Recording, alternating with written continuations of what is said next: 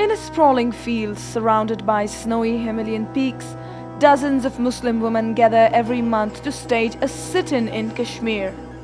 The women wear white headbands, carry photographs of their spouses, and hold placards reading, "Where are our loved ones?"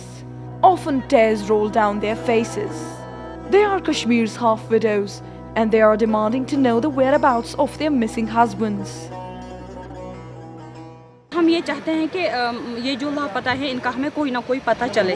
अगर ये कहीं जेलों में हैं तो भी हमें पता चलना चाहिए, अगर इनके साथ कुछ हुआ है तो भी हमें ये पता होना चाहिए, वरना हम यहाँ पे आते हैं, धरना देते हैं, निकल जाते हैं, हमारी बात पे कोई तवज्जो देता ही नहीं। These are men who have disappeared from this volatile region bordering Pakistan during the 2 decades-old conflict, which has killed nearly 50,000 people.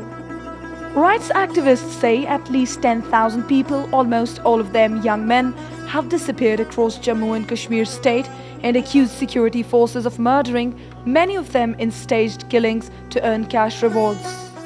One of the demands is that the Government of India, which has signed the Convention against enforced disappearances, we want that the Government of India should ratify it, number one, because Government of India has not ratified the Convention.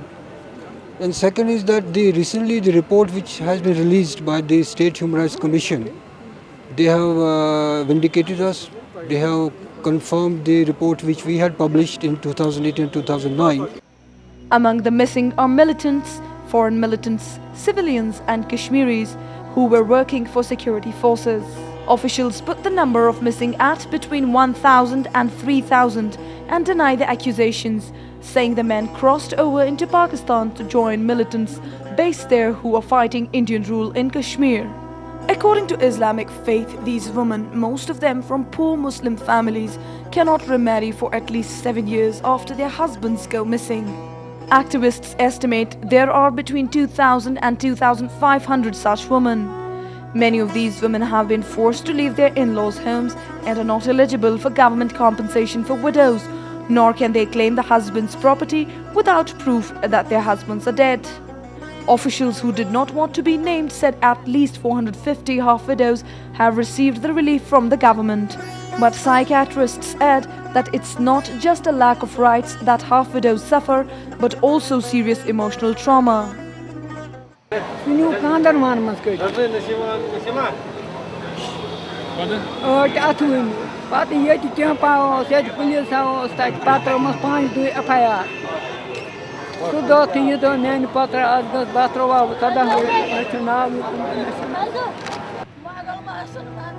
Almost no psychiatrist is available for the weary widows who have to spend a fortune to search for their missing husbands.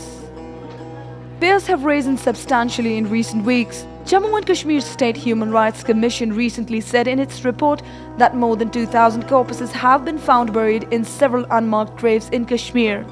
The graves were found in dozens of villages near the line of control, a military line bordering dividing Kashmir.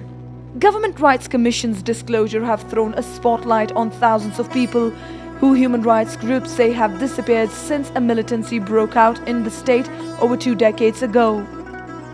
Government has consistently denied systematic human rights violations in Kashmir and say they probe all reports and punish the guilty.